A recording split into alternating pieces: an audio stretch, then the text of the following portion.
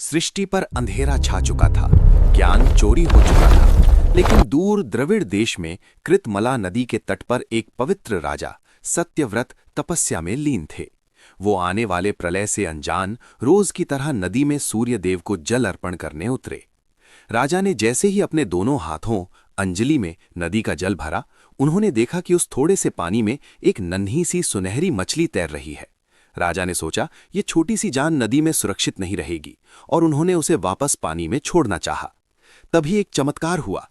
वो नन्ही मछली मानव की आवाज में बोल उठी, हे राजन, मुझे इस नदी में मत छोड़िए, यहां बड़ी मछलियां मुझे खा जाएंगी, मेरी रक्षा कीजिए। राजा सत्यव्रत उसकी भाषा और दुख देखकर हैरान रह गए। राजा ने दया करके उस मछली को अपने कमंडल में डाल लिया, लेकिन महल पहुंचते ही चमत्कार शुरू हुआ। वो मछली इतनी तेजी से बढ़ी कि कमंडल छोटा पड़ गया। राजा ने उसे एक बड़े मटके में डाला, लेकिन कुछ ही देर में वो मटका भी भर गया।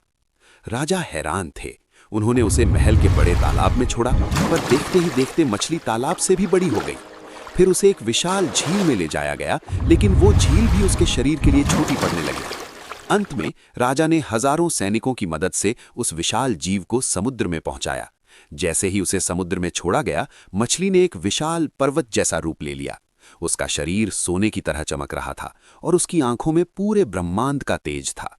राजा सत्यव्रत समझ गए कि ये कोई साधारण मछली नहीं है। उन्होंने हाथ जोड़कर प्रार्थना की, हे प्रभु, आप कौन हैं? आपने ये रूप क्यों धारण किया है? तब मत्स्य रूपी विष्णु ने अपनी गंभीर आवाज में प्रलय की पहली चेतावनी दी। क्या थी वो चेतावनी? कैसे बचेगी ये दुनिया? जानने के लिए देखिए अगला एपिसोड।